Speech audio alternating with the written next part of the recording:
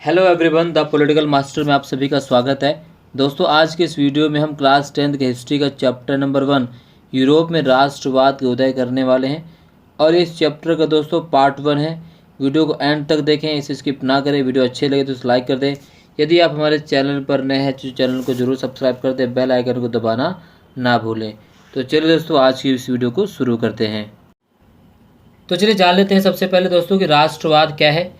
राष्ट्रवाद राष्ट्र के प्रति प्रेम की भावना को राष्ट्रवाद कहते हैं, या आप कह सकते हैं कि राष्ट्र के प्रति हम की भावना होना राष्ट्रवाद कहलाता है। एक देश के नागरिक होने के नाते जो एक वंश से संबंधित हों, एक संस्कृति, एक कल्चर से संबंधित हों, ऐसे व्यक्तियों में अपने देश के प्रति जो प्रेम की भावना होती है दोस्तों, उसी भावनाओं को राष्ट्रवाद के नाम से जाना जाता है। तो चलिए दोस्तों, अब जान लेते हैं कि राष्ट्र क्या है। राष्ट्र की अगर हम बात करें तो राष्ट्र शब्द दोस्तों जो है लैटिन भाषा के शब्द नेशन से बना है और इस शब्द की उत्पत्ति यानी नेशन शब्द की उत्पत्ति नेसियों से हुई है, जिसका अर्थ होता है पैदा होना।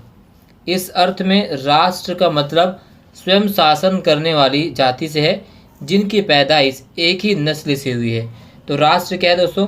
अगर हम राष्ट्र के एक शब्दों में समझें तो राष्ट्र दोस्तों एक क्षेत्र से संबंधित, एक राष्ट्र से, एक देश से संबंधित माना जाता है जो जहाँ पर एक ही नस्ल से संबंधित लोग निवास करते हैं, उनकी संस्कृति, उनका कल्चर एक होता है, इसे ही राष्ट्र कहा जाता है। और राष्ट्र के अंदर रहने वाले लोगों के अंदर जो भावना होती है, एकता की भावना होती है, उसे क्या कहा जाता है? राष्ट्रवाद कहा जाता है। क्लियर हो गया?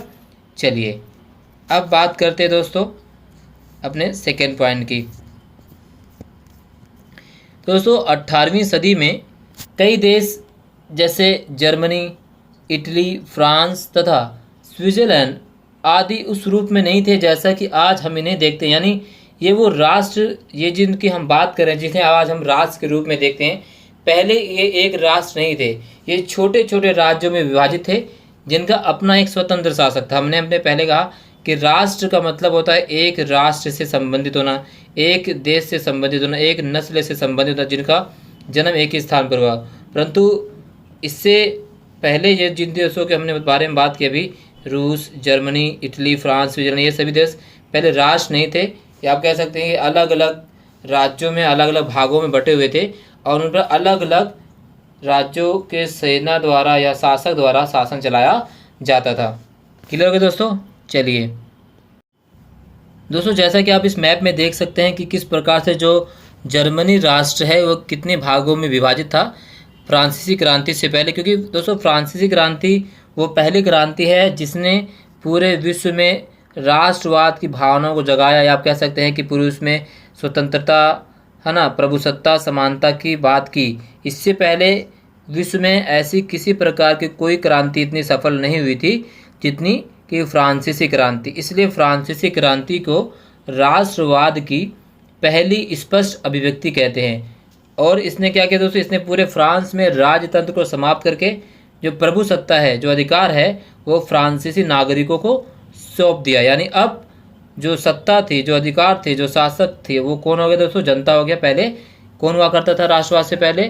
फ्रांसीसी जनता के बजाय फ्रांस के राजा या तो दोस्तों अब बात करते हैं 1804 की नेपोलियन संहिता, जिसे नेपोलियन की संहिता के नाम से भी जाना जाता है।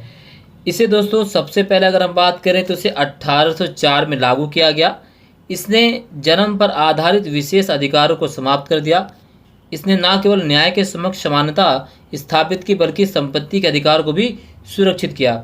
नेपोलियन ने प्रशासन के विभाजन को सरल बनाया, सामंती प्रणाली को समाप्त कर दिया और किसानों को भू दास्ता तथा जागीरदारों को लागू करों से मुक्ति दिलवाई गई। नेपोलियन से पहले दोस्तों अगर हम फ्रांस की बात करें तो फ्रांस में विशेष अधिकार कानून लागू किया गया, यानी कुछ वर्ग को विशेष अधिकार दिया गया था, जबकि किसी अन्य वर्ग को वो सारे अधिकार नहीं दिए गए थे जो उच्च वर्गों को दिए गए थे। इसने न्याय की समक्ष सभी को समान अधिकार प्रदान किए। इसके साथ साथ दोस्तों नेपोलियन ने संपत्ति के अधिकार को भी पूरी तरह से सुरक्षित किया। यानी अब संपत्ति किसी की जागीर नहीं थी, अब संपत्ति को खरीदा और बेचा जा सकता था। इसके अलावा दोस्तों नेपोलियन ने प्रशासन के विभाजन को भी सरल बनाया। प्रशासन के विभाजन को सरल बनाने का मतलब ये है दोस्तों कि इसने जो प्रशासन है उसका विकेंद्रीकरण कर दिया। यानी अब शासन का अधिकांश भाग किसी एक व्यक्ति के हाथों में नहीं था, उसे अनेक प्रकार के व्यक्तियों के हाथों में दे दिया ताकि शासन को सुचारू रूप से चलाया जा सके। इसके साथ साथ दोस्तों नेपोलियन ने नेपोलियन संहिता के माध्यम से सामंती प्रणाली को समाप्त कर दिया और किसानों को भू दास्ता के चुंगल से भी आज़ादी दिलाई। तो हम कह सकते हैं कि नेपोलियन की संहिता पूरी तरह से दोस्तों फ्रांस में एक बदलाव लेकर आया जो इससे पहले फ्रांस में नहीं लागू किया गया था। क्लियर। अब हम बात कर लेते हैं दोस्तों, इसके अलावा आप यहाँ पर देख सकते हैं नेपोलियन ने क्या कहा है कि मुझे फ्रांस का मुकुट जो है ज़मीन पर पड़ा मिला, जिसे मैंने अपनी तलवार की नोक पर उठा लिया। ये नेपोलियन के शब्द है जो उसकी बायोग्राफी में दिया गया है दोस्तों। इसके अलावा आप इस पुस्तक को देख सकते हैं जिसे कोड ऑफ नेपोलियन के नाम से भी जाना जाता है, हम नेपोलियन संहिता के नाम से जानते हैं। अब आगे चलते हैं दोस्तों, तो हम बात करते हैं क्रांतिकारी फ्रांस उदारवाद की। तो प्रजातंत्र का जो पहला राजनीतिक प्रयोग था वो दोस्तों, वहाँ वोट देने और चुने जाने का अधिकार केवल उन्हीं पुरुषों को था जिनके पास संपत्ति थी, यानी जो संपत्ति थी, जो कर दे सकते थे, उन्हें वही वोट दे सकते थे और कोई दूसरा व्यक्ति वोट नहीं दे सकता था। संपत्ति विहीन पुरुषों और सभी औरतों को राजनीतिक अधिकारों से वंचित रखा गया था, यानी जो गरीब थे, जो कर नहीं दे सकते थे, उन्हें वो सारे अधिकार नहीं दिए गए थे जो अधिकार उनको दिए गए थे जो टैक्स देते थे, जो अमीर लोग थे, राइट। केवल थोड़े ही समय के लिए जैकोबिन शासक के समय सभी वयस्क पुरुषों को मताधिकार प्राप्त था, मगर नेपोलियन की संहिता जब लागू की गई तो उसने सीमित मताधिकार वापस लाई और उसमें महिलाओं को अवयस्क दर्जा देते हुए उन्हें पिता और पतियों के अधीन कर दिया। यानी अब महिलाओं को भी वो सारे अधिकार प्रदान किए गए जिन अधिकारों से पहले महिलाओं को वंचित रखा गया। यानी आप कह सकते हैं एक प्रकार से फ्रांस में क्रांतिकारी दौर शुरू हो चुका था। दोस्तों क्रांति होती क्यों है, सबसे पहले हमें अगर हम बात करें क्रांति हम पढ़ रहे हैं तो क्रांति होती क्यों है ये जानना भी बहुत ज़रूरी हो जाता है। दोस्तों किसी भी अगर हम क्रांति की बात करें, चाहे वो फ्रांसीसी क्रांति हो, चाहे रूसी क्रांति हो, है ना, चाहे हम 1857 के भारत की क्रांति स्वतंत्रता संग्राम की बात करें, तो सभी क्रांतियों का एक ही मात्र कारण होता है, वो होता है दोस्तों भेदभाव। ठीक है, भेदभाव सबसे बड़ा कारण माना जाता है, भेदभाव या असमानता, है ना। ये भेदभाव और असमानता वो जो महत्वपूर्ण कारण है जिसकी वजह से क्रांति की उत्पत्ति होती है। जब एक वर्ग को अधिक अधिकार दिया जाता है, दूसरे वर्ग को कम अधिकार दिया जाता है, या एक वर्ग को दूसरे वर्ग से नीचा समझा जाता है, तो ऐसी स्थिति में जो वर्ग जो कमज़ोर होता है वो अपने आप को एकजुट करता है और एकजुट होकर राष्ट्र के खिलाफ क्या करता है दोस्तों, क्रांति की घोषणा कर देता है और इससे छोटी सी क्रांति बड़ी क्रांति का रूप धारण कर लेती है। और ये क्रांति का मतलब ये होता है परिवर्तन। अगर हम क्रांति का शाब्दिक अर्थ की बात करें दोस्तों, तो क्रांति का शाब्दिक अर्थ ये क्या होता है, परिवर्तन। ये परिवर्तन बड़ा भी हो सकता है और छोटा भी हो सकता है। अगर हम फ्रांसीसी क्रांति की बात करें तो हमने देखा कि फ्रांसीसी क्रांति में एक व्यापक बदलाव आया, राजतंत्र से प्रजातंत्र की स्थापना हो गई। क्लियर। चलिए अब बात करते हैं दोस्तों सबसे पहले कि नेपोलियन कौन था, ये जान लेना बहुत ज़रूरी है। दोस्तों नेपोलियन की अगर हम बात करें तो नेपोलियन 17 मई 1804 से 12 जून 1815 तक फ्रांस का शासक रहा। और नेपोलियन दोस्तों एक महान सम्राट था जिसने अपने व्यक्तित्व एवं कार्यों से पूरे यूरोप के इतिहास को प्रभावित किया। अपनी योग्यता के बल पर 24 वर्ष की आयु में ही सेनापति बन गया। उसने कई युद्धों में फ्रांसीसी सेना को जीत दिलाई और अपार लोकप्रियता हासिल कर ली। फिर उसने पीछे मुड़कर नहीं देखा और फ्रांस का शासक बन गया। कह सकते हैं कि अब जो नेपोलियन है दोस्तों वो बहुत ही ज़्यादा महत्वाकांक्षी था, बहुत ही ज़्यादा आप कह सकते हैं कि अपने अधिकारों को लेकर सजग था, नागरिकों के अधिकारों के बात करता था और इसने पूरे फ्रांस में एक परिवर्तन की लहर पैदा कर दी। हालांकि 1815 में वाटरलू के मैदान में से हरा देगा और उसकी मृत्यु हो जाती है और इसके बाद जो है दोबारा से फ्रांस में परिवर्तन के दौर शुरू हो जाते हैं। राइट, क्लियर हो गया दोस्तों। चलिए इसी बात पर एक लाइक बनता है। आप हमें टेलीग्राम पर भी फॉलो कर सकते हैं, वहाँ पर आपको हर चैप्टर की PDF दोस्तों मिल जाएंगे। इसका लिंक जो है डिस्क्रिप्शन में दे रखा है, वहाँ से जाकर आप हमें फॉलो कर सकते हैं। वीडियो अच्छी लगी तो लाइक कर दें, यदि आप हमारे चैनल पर हैं तो चैनल को जरूर सब्सक्राइब कर दें, बेल आइकन को दबाना ना भूलें। अब हम बात कर लेते हैं दोस्तों इस चैप्टर का जो सबसे महत्वपूर्ण प्रश्न वो है 1779 की फ्रांसीसी क्रांति। तो जो फ्रांसीसी क्रांति है दोस्तों वो 1789 की फ्रांसीसी क्रांति राष्ट्रवाद की पहली स्पष्ट अभिव्यक्ति थी। इसके बारे में मैंने आपको पहले बता दिया था। इसने पूरे फ्रांस में राजतंत्र समाप्त कर प्रभु सत्ता जो है फ्रांसीसी नागरिकों को सौंपी। और इस क्रांति से पहले फ्रांस एक ऐसा राज्य था जिसके संपूर्ण भूभाग पर दोस्तों निरंकुश राजा का शासन होता है। निरंकुश शासक का मतलब होता है दोस्तों एक ऐसा शासक जिस शासक द्वारा जो भी निर्णय लिया जाएगा वो अंतिम होगा। यानी जो निरंकुश शासक दोस्तों वो कोई भी फैसला किसी के अधिकार या आप कह सकते हैं किसी के दबाव में नहीं लेता है। यानी जो भी फैसला करेगा उसका फैसला अंतिम होगा और इसके फैसले के निर्णय में किसी का भी सहयोग काम नहीं आता है। आप कह सकते हैं कि निरंकुश शासक या निरंकुश सत्ता एक ऐसी सत्ता होती है जो पूरी तरीके से एक व्यक्ति के साथ केंद्रित होती है। वो जो भी कहेगा वही सभी को मानना होता है। क्लियर? चलिए, यानी फ्रांसीसी क्रांति ने निरंकुश राजतंत्र के स्थान पर दोस्तों प्रजातंत्र यानी प्रभुसत्ता की स्थापना की। यहाँ पर आप देख सकते हैं कि किस प्रकार से जो फ्रांसीसी क्रांति के दौरान लोग आज़ादी का फ्रांसीसी झंडा लेकर खुशी और जश्न मना रहे हैं। इस चित्र में आप बखूबी देख सकते हैं 1789 की फ्रांसीसी क्रांति। अब दोस्तों क्रांति के बाद हम बात करते हैं वियना कांग्रेस। दोस्तों वियना कांग्रेस काफ़ी महत्वपूर्ण है। इस पार्ट में अगर हम बात करें तो इस पार्ट में हम बस इंट्रोडक्शन पार्ट कर रहे हैं।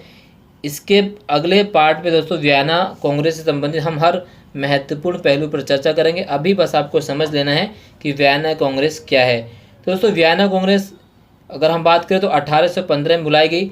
ब्रिटेन तथा रूस और ऑस्ट्रिया जैसी यूरोपीय शक्तियों के प्रतिनिधियों ने यूरोप के लिए एक समझौता तैयार करने के लिए वियना में इकट्ठा हुए, जिसकी अध्यक्षता ऑस्ट्रिया के चांसलर ड्यूक मैटरनिक ने की है। यहाँ से भी क्वेश्चन पूछा जाता है कि दोस्तों सबसे पहले आपको पता होना चाहिए कि वियना कांग्रेस कब बुलाई गई? 1815 में। इसकी अध्यक्षता किसने की? वो ऑस्ट्रिया के चांसलर ड्यूक मैटरनिक ने। और वियना जो कांग्रेस थी दोस्तों वह उन्हीं लोगों के एक संगठन था जिन्होंने मिलकर नेपोलियन को हराया था। अब नेपोलियन ने जो बदलाव किए थे शासन व्यवस्था में, उस बदलाव को समाप्त करने के लिए यूरोप का भाग्य दोबारा से लिखने के लिए इस वियना कांग्रेस को बुलाया गया था। तो जब कांग्रेस वियना में बुलाई गई इसीलिए इसका नाम वियना सम्मेलन या वियना कांग्रेस पड़ गया। क्लियर? अब बात करते हैं दोस्तों, यहाँ पर देख सकते हैं आप चित्र में कि वियना सम्मेलन या वियना कांग्रेस के दौरान किस प्रकार से लोग इकट्ठा होते हैं और एक नए यूरोप की बात कहते हैं। आप कह सकते हैं कि 1815 की नई रूढ़िवादी परंपरा की शुरुआत यहाँ से होती है। यानी नेपोलियन संहिता द्वारा जो बदलाव किए गए उस बदलाव को समाप्त करने की चर्चा यहाँ पर हो रही है। ठीक है, चलिए। तो अब दोस्तों इस चैप्टर में कुछ महत्वपूर्ण वर्ड आए हैं जिन्हें जानना बेहद जरूरी है, क्योंकि यहाँ से सीधे सीधे क्वेश्चन भी पूछे जा चुके हैं बोर्ड एग्जाम में और इस बार भी पूछे जा सकते हैं। तो सबसे पहला वर्ड है दोस्तों वह है कुलीन वर्ग। कुलीन वर्ग कह सकते हैं आप कि यह जमीन मालिक व यूरोपीय महाद्वीप का सबसे शक्तिशाली वर्ग था, है ना। अब इसे कह सकते हैं कुलीन वर्ग। अब एक शब्द में अगर हम बात करें तो इनको हम सामंत वर्ग भी कह सकते हैं, सत्ताधारी वर्ग भी कह सकते हैं, जिन्हें कुलीन वर्ग के नाम से संबोधित किया जाता था, यानी सबसे शक्तिशाली वर्ग। दूसरा दोस्तों निरंकुशवाद। निरंकुशवाद की बात करें तो एक ऐसी सरकार, है ना, और यह शासन व्यवस्था जिसमें सत्ता पर किसी प्रकार का कोई अंकुश नहीं होता है। और निरंकुशवादी सरकार सैन्य बल पर आधारित होती है तथा दमनकारी नीतियों का अनुसरण करती है। यानी किसी प्रकार अगर निरंकुश सरकार चाहे कि कोई भी नियम बनाती है तो उस नियम को आसानी से सत्ता के बल पर या सैनिकों के बल पर उस नियम को लागू करवाने में सक्षम होती है। ये होती है निरंकुश सरकार, यानी उस पर किसी प्रकार का कोई अंकुश नहीं है, इन्हें रोका नहीं जा सकता है। क्लियर? तीसरा है क्या है? उदारवाद। उदारवाद का क्या अर्थ है दोस्तों? इसका अर्थ है स्वतंत्रता। नए मध्यम वर्ग के लिए उदारवाद का अभिप्राय था व्यक्ति के लिए आज़ादी व कानून के समक्ष समानता। तो ये था उदारवाद। तो ये भी एक प्रकार के दोस्तों स्वतंत्रता का घोतक था, यानी जिसमें ऐसे कानून बनाए जाने की पेशकश की जाती थी जिसमें सभी को समान अधिकार मिले, किसी के साथ कोई विशेष अधिकार की बात ना की जाए, किसी को विशेष अधिकार प्राप्त ना हो। ये थी दोस्तों उदारवाद। अगला वर्ड है दोस्तों हमारा वह है रूढ़िवाद। रूढ़िवाद का मतलब होता है दोस्तों एक ऐसा राजनीतिक दर्शन जो परंपरा पर स्थापित संस्थानों, पौराणिक परंपराओं और रिवाजों पर बल देता है। यह आप कह सकते हैं यह तेज बदलाव की तुलना धीरे धीरे विकास को प्राथमिकता दे। यानी रूढ़िवादी लोग अचानक से बदलाव नहीं चाहते, यानी परिवर्तन तो चाहते हैं, लेकिन परिवर्तन बहुत धीरे धीरे मात्रा में चाहते हैं। अचानक से परिवर्तन के लोग सही नहीं मानते, परिवर्तन तो चाहते हैं परंतु वो बदलाव धीरे धीरे हो, ऐसा इनकी मंशा होती है रूढ़िवादियों की। एक और वर्ड जो बहुत ही महत्वपूर्ण, यहाँ से डायरेक्ट क्वेश्चन पूछा, यूटोपिया। यूटोपिया का क्या मतलब होता है दोस्तों? यूटोपिया एक ऐसे समाज की कल्पना जो इतना आदर्श है कि उसका साकार होना लगभग असंभव होता है। जैसे हम कहते हैं ना कि राम राज्य, तो एक ऐसे राज्य की स्थापना जो कभी भी व्यवहार में लाया ही नहीं जा सकता है इस आधुनिक युग में। तो यूटोपिया भी एक ऐसा ही समाज की कल्पना है जो इतना आदर्श है, इतना अच्छा है कि उसका साकार होना लगभग असंभव, यूटोपिया का मतलब होता है। एक वर्ड है दोस्तों जुंकर्स। जुंकर्स का मतलब होता है प्रसा की एक सामाजिक श्रेणी का नाम है, जिसमें बड़े बड़े जमींदार शामिल थे। जो प्रसा के जो सामाजिक श्रेणी थी उन जमींदारों को जुंकर्स के नाम से बुलाया जाता था। तो जुंकर्स मतलब था सामाजिक श्रेणी, जमींदारों को जुंकर्स के नाम से जाना गया। ठीक है दोस्तों, अगला वर्ड है हमारे पास जोलवेराइन। ये भी बहुत ही महत्वपूर्ण शब्द है जो 12 को प्रश्न पूछा गया है। यह एक जर्मन शुल्क संघ था जिसमें अधिकांश जर्मन राज्य शामिल थे। यह संघ 1834 में प्रसा की पहल पर स्थापित हुआ था। इसमें विभिन्न राज्यों के बीच शुल्क अवरोधों को समाप्त कर दिया गया और मुद्राओं की संख्या 2 कर दी गई, जो पहले 20 से 30 से भी अधिक थी। यह संघ जर्मनी के आर्थिक एकीकरण का प्रतीक था। तो दोस्तों जोलवेराइन का आप कह सकते हैं, जिस प्रकार से हमारे भारत में जीएसटी लागू है कि पहले हर जगह पर अलग अलग टैक्स लगाया जाता था, लेकिन अब जीएसटी आने से क्या हो गया कि दोस्तों कॉमन टैक्स की परंपरा शुरू हो गई। ठीक, आप जोलवेराइन को ऐसा ही समझ सकते हैं जिस प्रकार से भारत में भी जीएसटी लागू है। और ये दोस्तों एक जर्मन शुल्क संघ था जिसमें अधिकांश जर्मन राज्यों को शामिल किया गया था और ये 1834 में शुरू किया गया था।